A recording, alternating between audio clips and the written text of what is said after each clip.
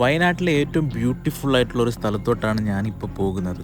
2024 July മാസം 30-ന് ശേഷം ഈ പ്രദേശത്തിലോട്ട് വരുന്ന സഞ്ചാരികൾ അത്രത്തോളം സന്തോഷത്തോടെ ആയിരിക്കത്തില്ല തിരിച്ചു പോകുന്നത്. ഈ ഒരു ഫ്ലെക്സിൽ കാണുന്ന ഫോട്ടോസിലുള്ള ആൾക്കാരും ഇപ്പം ജീവനോടെ ഇല്ല. ഒരു ലോങ് ലീവ് ഹോളിഡേ ആയതുകൊണ്ട് തന്നെ ഒരുപാട് ടൂറിസ്റ്റ് ഈ ഒരു ഭാഗത്ത് എത്തുന്നുണ്ട്. അതുകൊണ്ട് തന്നെ വണ്ടികളൊന്നും അധികം ഈ ഭാഗത്ത് കടത്തി വിടുന്നില്ല. ഏകദേശം 31 മണിക്കൂറിൻ്റെ ഉള്ളിൽ ഇന്ത്യൻ ആർമി നിർമ്മിച്ച ബെയ്ലെ ബ്രിഡ്ജാണ് ഈ കാണുന്നത്.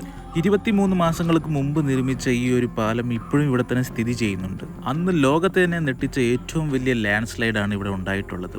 മുണ്ടക്കയം ചൂരൽമലയിലോട്ട് കണക്ട് ചെയ്യുന്ന ആ ഒരു പഴയ പാലം ആ ഒരു ലാൻഡ് സ്ലൈഡിനോടൊപ്പം മൊത്തം വാനിഷ്ഡ് ആയിട്ട് പോയി. ആ ഒരു സമയത്ത് ഒറ്റപ്പെട്ടു പോയ ദുരന്ത മേഖലയിലോട്ട് എത്തിച്ചേരാൻ വേണ്ടി Madras engineering group of Indian army ഏകദേശം 190 അടി നീളമുള്ള ബെയ്ലെ ബ്രിഡ്ജ് നിർമ്മിച്ചിരിക്കുന്നത്. 31 മണിക്കൂറിൻ്റെ ഉള്ളിൽ ഈ ഒരു ബെയ്ലെ ബ്രിഡ്ജ് കംപ്ലീറ്റ് ചെയ്തിട്ടുണ്ടെങ്കിലും ഇതിൻ്റെ പണി കഴിഞ്ഞ ഡേറ്റ് എന്ന് പറയുന്നത് ഓഗസ്റ്റ് 1-ാം തീയതിയാണ്. ഇങ്ങനെ ഒരു ഉരുൾപൊട്ടൽ സംഭവിക്കും എന്നുള്ളത് ഇവിടെയുള്ള നാട്ടുകാർക്ക് ഒന്നും ചിന്തിക്കാൻ പോലും പറ്റാത്ത ഒരു കാര്യമായിരുന്നു.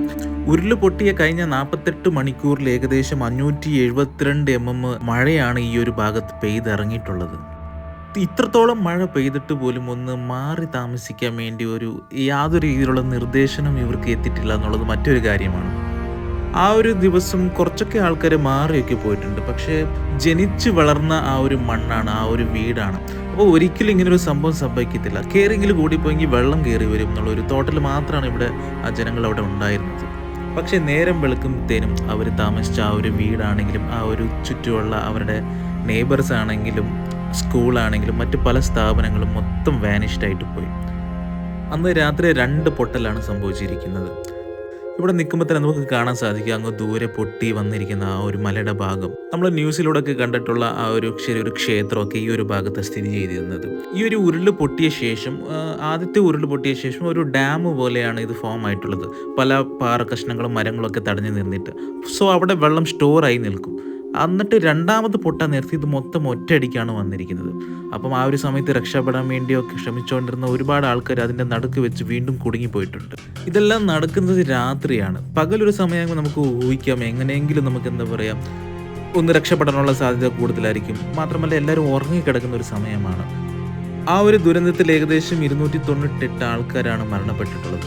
32 പേര് ഇപ്പോഴും മിസ്സിംഗ് ആണ്. പക്ഷേ ഇപ്പോഴും സർവൈവ് ചെയ്യുന്ന ഒരുപാട് ആൾക്കാരുണ്ട്. അന്ന് ആ ഒരു ലാൻഡ് സ്ലൈഡ് സംഭവിക്കാൻ നേരത്ത് ചെളിവെള്ളം കല്ലൊക്കെ അത്യാവശ്യം 100 കിലോമീറ്റർ സ്പീഡിലാണ് വന്നടിച്ച് ചേർന്നുണ്ടായിരുന്നത്. അങ്ങനെ ശാരീരികമായിട്ടും ഒരുപാട് പ്രശ്നമുള്ളവരുണ്ട് ഇപ്പോഴും ആ ഒരു ദുരന്തത്തിൽ സർവൈവ് ചെയ്ത് വന്നവർ. ഫിസിക്കലായിട്ടുള്ള പെയിനേക്കാളും കൂടുതലായിരിക്കും ഈ മെൻ്റലി ഉള്ള ആ ഒരു ട്രോമ. ഇപ്പോൾ ആ ഒരു ദുരന്തം കഴിഞ്ഞ ശേഷം ഏകദേശം 2 വർഷം ആകുന്നു. പക്ഷേ ഇപ്പോഴും ആ ഒരു ട്രോമയിൽ നിന്ന് വിട്ടുമാറാൻ ഒരുപാട് ആൾക്കാർക്ക് സാധിക്കുന്നില്ല. ഈ കാണുന്ന ഭാഗമൊക്കെ ഈ ഒരു സ്കൂളിനോട് ചേർന്ന് കിടക്കുന്ന ഗ്രൗണ്ടിൻ്റെ ആ ഒരു പോർഷനൊക്കെയാണ്.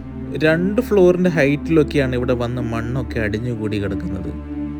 അപ്പോൾ മിസ്സിംഗ് ആയിട്ടുള്ള ഈ 32 പേരുടെ ചില റിമൈൻസൊക്കെ റിക്കവർ ചെയ്തെടുക്കും അത്യാവശ്യം നല്ല ബുദ്ധിമുട്ടാണ്.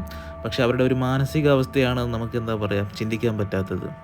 ഈ ഒരു മേപ്പാടി പഞ്ചായത്തിനോട് ചേർന്ന് തന്നെയാണ് നമുക്ക് സൂചിഫറ വാട്ടർഫാൾസും 900 കണ്ടി ഗ്ലാസ് ബ്രിഡ്ജും അങ്ങനെ പല ടൂറിസ്റ്റ് ഡെസ്റ്റിനേഷൻസൊക്കെ ഇവിടെ ഉള്ളത്.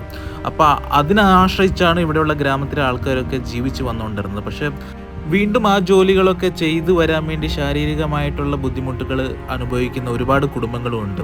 അപ്പം ചെറിയ കച്ചവടക്കാരൊക്കെ നമുക്ക് ഈ ഒരു വെള്ളാരിമല ആ ഒരു ബെയ്ലെ ബ്രിഡ്ജിന് സമീപമൊക്കെ നമുക്ക് കാണാൻ സാധിക്കും. അപ്പോൾ ഈ ഒരു ഭാഗത്ത് വരാൻ നേരത്ത് വന്ന് അത് മേടിക്കുവാണെങ്കിൽ അവർക്ക് വലിയൊരു ഹെൽപ്ഫുള്ളായിരിക്കും. ഈ ഒരു പ്രദേശത്ത് വന്ന് നമുക്ക് നിൽക്കാൻ നേരത്ത് നമുക്ക് ചിരിക്കാൻ സാധിക്കത്തില്ല. നമ്മളൊരു സങ്കടത്തോടെ തന്നെയായിരിക്കും ഈ ഒരു കാഴ്ചകളൊക്കെ കണ്ടുപോകുന്നത്. പശ്ചിമഘട്ടത്തിലോട് ചേർന്ന് കിടക്കുന്ന പല പ്രദേശത്തൊക്കെ ഇപ്പോൾ പെയ്തിറങ്ങുന്ന മഴ നമ്മൾ പ്രതീക്ഷിക്കുന്ന കൂട്ടൊട്ടുമായിരിക്കത്തില്ല.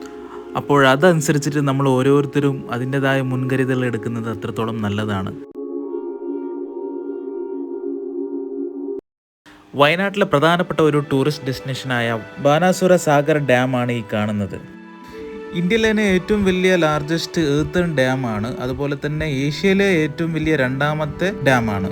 ഈ എർത്തൺ ഡാം എന്ന് വെച്ചാൽ ഈ നാച്ചുറലായിട്ട് ആ ഒരു പരിസരത്തൊക്കെ കിട്ടുന്ന മണ്ണും കല്ലും ഒക്കെ ഉപയോഗിച്ചിട്ട് നിർമ്മിക്കുന്ന ഡാമാണ്.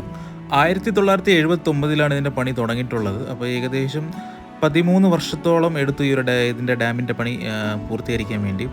ഏകദേശം 1992 ഇത് ഓപ്പൺ ചെയ്തിട്ടുള്ളത്, ഈ ഒരു ഡാമും.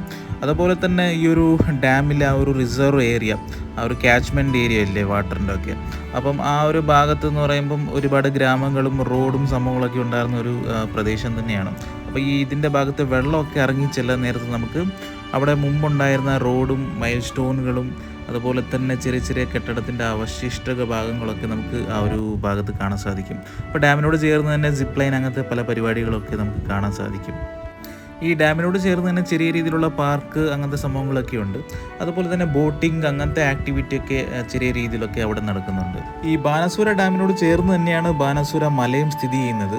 ഇവിടെ മെയിനായിട്ട് 2 സ്പോട്ടാണുള്ളത്. ഒന്ന് കാട്ടുകുന്ന് ട്രെക്കിംഗ് ആണ്, രണ്ടാമത്തത് മീൻമുട്ടി വാട്ടർഫാളാണ്. സമ്മറിലൊക്കെ ഈ ഒരു ഭാഗത്ത് വരാൻ നേരത്ത് നമുക്ക് പ്രതീക്ഷിച്ചിട്ട് തന്നെ വരണം. വാട്ടർഫാൾ എന്ന് പറയുന്നത് അധികം വെള്ളമൊന്നും കാണത്തില്ല. അപ്പോൾ ഇവിടുത്തെ ഈ ഒരു മലയുടെ സ്ട്രെച്ച് എന്ന് പറയുമ്പോൾ തട്ടായിട്ടാണ്. അപ്പം ഇതിൻ്റെ സൈഡിലേക്ക് തന്നെ നമ്മൾ കയറി പോകാനുള്ള പടിയും കൈവരിയൊക്കെ ഉണ്ട്. അപ്പോൾ അത് മാത്രമല്ലാണ്ട് ഈ സ്ട്രീം പോലെ ഇങ്ങനെ ഒഴുകി വരുന്ന ഈ തട്ടായിട്ടുള്ള ഈ ഒരു ഭാഗത്ത് നിന്ന് നമുക്ക് കയറാൻ സാധിക്കും. ഇവിടെ കുറച്ചും കൂടെ മുന്നോട്ട് പോയി നമുക്ക് അത്യാവശ്യം കയറൊക്കെ സെറ്റ് ചെയ്തിട്ട് അത്യാവശ്യം ഒരു അഡ്വെഞ്ചർ പോലെ ഫീൽ ചെയ്യിപ്പിക്കുന്ന രീതിയിലുള്ള സംഭവങ്ങളൊക്കെ ഇവിടെ അറേഞ്ച് ചെയ്തിട്ടുണ്ട്. അത്രത്തോളം അഡ്വെഞ്ചർ ഒന്നുമല്ല, അത്യാവശ്യം സമ്മറിൽ വന്നെങ്കിലും എന്തെങ്കിലും ഉണ്ടെന്നുള്ള ഫീൽ ചെയ്യിപ്പിക്കാൻ വേണ്ടിയാണ് അതേ കൂട്ടുള്ള അറേഞ്ച്മെൻറ്റൊക്കെ ചെയ്തിരിക്കുന്നത്. പിന്നെ ക്രൗഡ് അങ്ങനെ അധികം ഒന്നും ഈ ഒരു ഭാഗത്ത് കാണാൻ സാധിക്കുന്നില്ല. കാരണം സമ്മറിലായതുകൊണ്ട് തന്നെ അധികം വെള്ളമൊന്നും കാണാത്തത് കൊണ്ട് തന്നെ ആൾക്കാർ അങ്ങോട്ട് കൂടുതൽ ഫോക്കസ് ചെയ്യുന്നില്ല.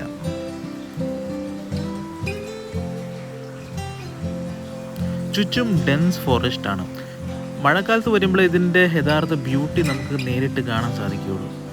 എന്നാലും വെസ്റ്റേൺ ഗട്ട്സ് ആയതുകൊണ്ട് തന്നെ എപ്പോഴും ആ ഒരു പച്ചപ്പ് അങ്ങനെ തന്നെ സ്ഥിതി ചെയ്യുന്നുണ്ട്. അത്യാവശ്യം വലിയ വലിയ പാറക്കല്ലുകളാണ് കാണാൻ സാധിക്കുന്നത്. ഇങ്ങോട്ട് ഇതുപോലെ വല വിരിച്ചിരിക്കുന്ന കൂട്ടാണ് വള്ളിയൊക്കെ വിരിച്ചിരിക്കുന്നത്. മഴക്കാലത്തൊക്കെ ഇങ്ങോട്ട് വന്നെങ്കിൽ നല്ല പായലായിരിക്കും, അത്യാവശ്യം നല്ല വെള്ളമായിരിക്കുമല്ലോ.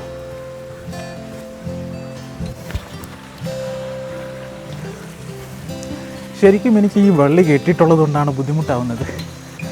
ഇത് അത്യാവശ്യം കയറാൻ പറ്റാവുന്ന പാറയാണ്.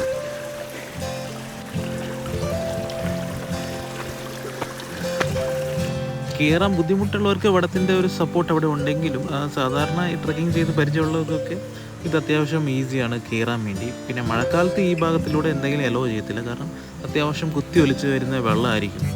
സമ്മറിൽ വന്നാൽ ഇതൊക്കെ ഒന്ന് എക്സ്പീരിയൻസ് ചെയ്യാവുന്നേ ഉള്ളൂ. പിന്നെ മാത്രമല്ല ആ കാടിൻ്റെ ആ ഒരു തനിതായ ഒരു അന്തരീക്ഷം, അതിൻ്റെ ഒരു വൈബ് നമുക്ക് ഇരുന്ന് ആസ്വദിക്കാൻ സാധിക്കും. ഞാൻ നേരത്തെ പറഞ്ഞ പോലെ തന്നെ അധികം ക്രൗഡൊന്നും ഈ ഭാഗത്തില്ല.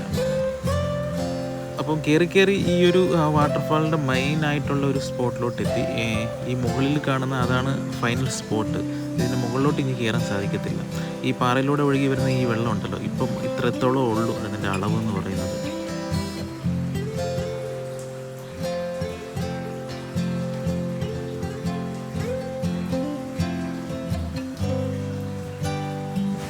ഇതിൻ്റെ അടിയിരിക്കാൻ നല്ല തണുപ്പാണ്.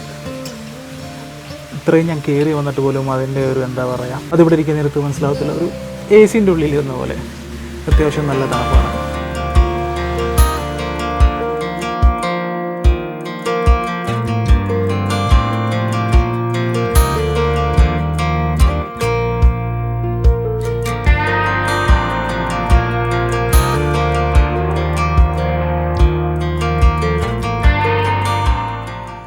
ഈ മല തുടങ്ങുന്നിടത്ത് കുറച്ച് സെറ്റിൽമെൻറ്റൊക്കെ ഉണ്ട്. അപ്പോൾ അവിടെ താമസിക്കുന്ന ആൾക്കാർക്ക് ഈ മുകളിൽ നിന്ന് തന്നെ പൈപ്പിട്ട് ആണ് വെള്ളം കളക്ട് ചെയ്യുന്നത്.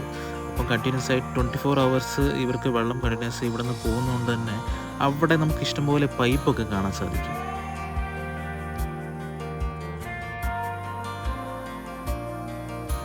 തിരിച്ചിറങ്ങുന്ന വഴി കുറച്ചൊക്കെ ബോറാണ്, പക്ഷേ ഇത് കൂട്ടൊക്കെ ചെറിയ ചെറിയ ഹട്ടുകളുണ്ട്.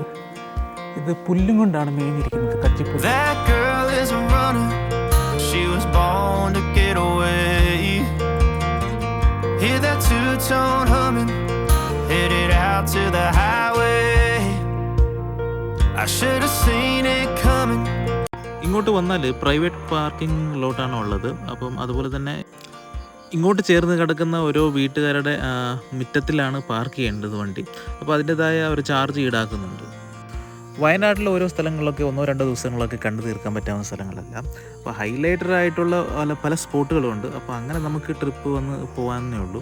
പക്ഷെ എന്നാലും ചെറിയ ചെറിയ സ്പോട്ട് പോലും ചിലപ്പോൾ എന്താ പറയുക, നമുക്ക് മറ്റ് സ്ഥലങ്ങളിലേക്കാളും കുറച്ച് എന്താ പറയുക മെമ്മറീസ് കൂടുതൽ നൽകുന്ന ഒരുപാട് സ്പോട്ടുകൾ അങ്ങനെ ഉണ്ടാവും. അപ്പം ഏറ്റവും കൂടുതൽ ആൾക്കാർ പോകുന്ന ഒരു സ്പോട്ടാണ് എടക്കാൽ കേവ്സ്, ചേമ്പറ പീക്ക്, പൂക്കോട് ലേക്ക്, ബാണാസുര സാഗർ ഡാം അങ്ങനെയൊക്കെ. സൂചി വാട്ടർഫാൾസൊക്കെ മഴക്കാലത്ത് വലിയ രീതിയിലുള്ള വെള്ളമൊന്നും കാണാൻ സാധിക്കത്തില്ല. അതുപോലെ തന്നെ മീൻമുട്ടി വാട്ടർഫാളും വലിയ രീതിയിലുള്ള വെള്ളമൊന്നും ഇല്ല വേനൽക്കാലത്ത്. അത് നമ്മൾ എക്സ്പെക്റ്റഡ് ആണ്.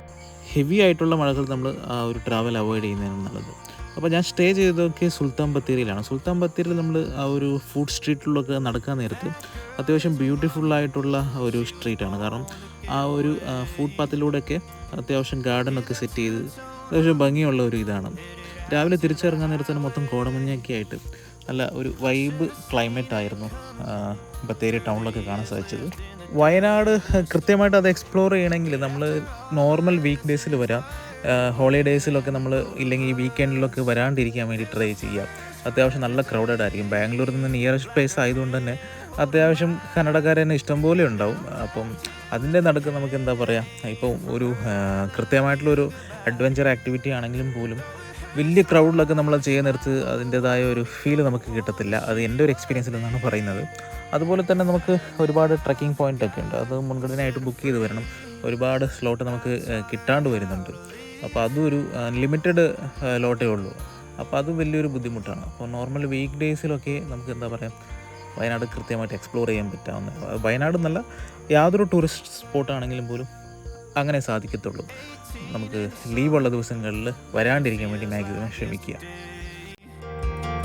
When she was looking out that window on the bus to second grade, the first step she'd ever take, the first cut from a heartbreak.